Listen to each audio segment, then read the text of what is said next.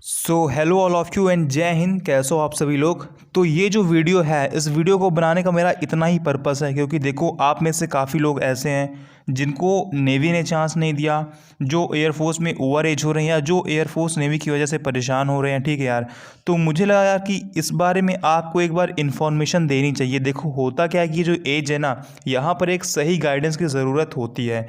हमें जिस दिशा में मोड़ दिया जाता है हम उसी दिशा में आगे बढ़ चलते हैं। तो जो अपने चैनल पर हैं अधिकतर मेरे भाई ऐसे हैं जो या तो एयरफोर्स तैयारी करते हैं या तो नेवी की, तो उन्हें एसएससी के बारे में उतना आइडिया होता नहीं है। ठीक है यार, तो ये मेरा वीडियो बनाने का सिर्फ इतना ही पर्पस है ताकि मैं आप तक कुछ ऐसी इन्फॉर्मेशन शेयर कर सकूं जो आपके काम की है, ताकि आपको एक ऐसा गाइडेंस मिल सके जो आपके लिए सही है। क्योंकि देखो यार, एयरफोर्स के लिए अभी बैठना मेरे हिसाब से बेवकूफ़ी है। क्योंकि जिनको लगता है कि मेरा सिलेक्शन इस बार मतलब पेपर क्वालिफाई एयरफोर्स में हो जाएगा, अगर वो अब भी बैठा है रिजल्ट का ही वेट कर रहा है, तो ये यार बहुत ही गलत है। फिलहाल रिजल्ट अब लगता नहीं कि बहुत डिले होगा, शायद 1-2 महीने में आ जाए। लेकिन अगर जब तक रिजल्ट नहीं आता है तब तक किसी और एग्ज़ाम की प्रिपरेशन करने में कोई हर्ज नहीं है। और जब आपके सामने ऑप्शन इतने सारे हों, एक से बढ़ के एक ऑप्शंस, तब यार बुराई क्या है किसी और एग्ज़ाम को टारगेट करने में, किसी और एग्ज़ाम के लिए पढ़ाई करने में। ठीक है, इस वक्त स्टेट में बहुत सारी वैकेंसीज आ रही हैं। अभी हाल में क्या, आज ही अभी बिहार पुलिस का एक नोटिफिकेशन इशू हुआ है, जारी हुआ है बिहार पुलिस का।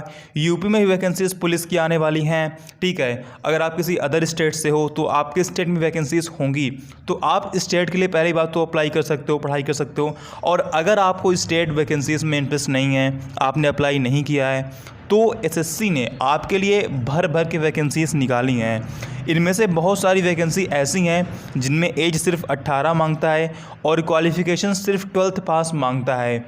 तो वही आज हम बातें करने वाले हैं कि कौन कौन सी वैकेंसीज आपके काम की हैं और किस में आप अप्लाई कर सकते हो, किस में आपको अप्लाई करना चाहिए। मैं फिर से रिपीट कर दे रहा हूँ मेरे भाई, आप यार बैठो मत। ठीक है यार, बैठने से कोई फ़ायदा नहीं। अभी इस वक्त अगर आप पढ़ाई करते रहोगे तो आपकी नॉलेज कहीं जाने वाली नहीं है। आप चाहे बैठ कर अपना टाइम ख़राब करो या आप पढ़ाई करो, दोनों देखो बात एक ही हुई।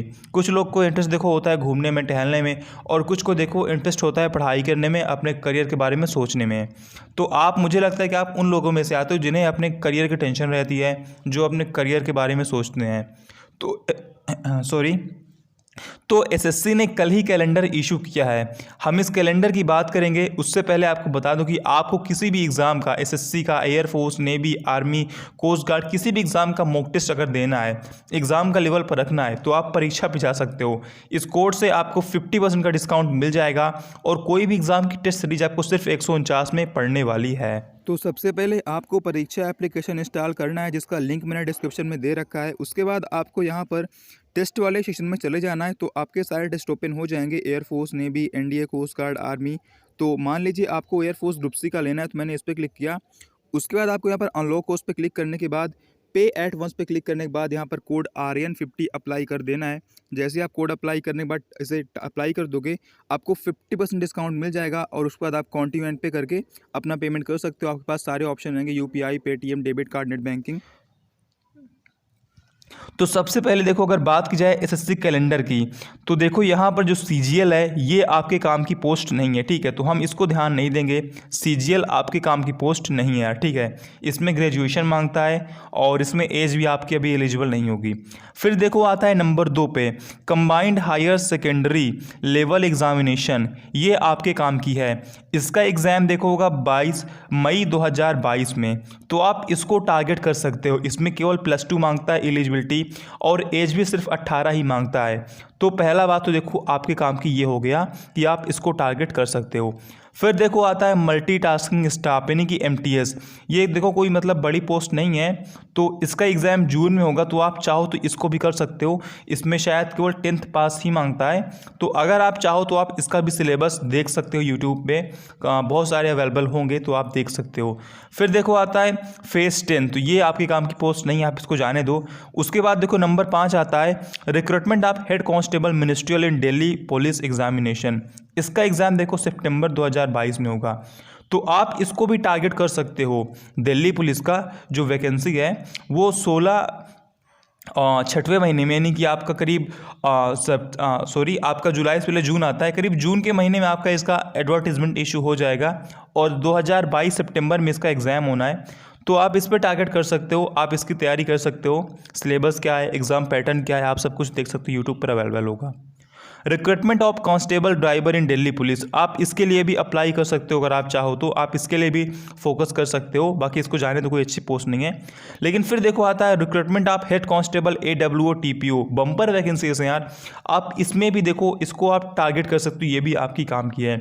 इन सब में केवल +2 मांगता है एलिजिबिलिटी, तो और इसका एग्ज़ाम देखा जाए तो नवंबर में होगा, तो आपके पास टाइम भी बहुत सारा है।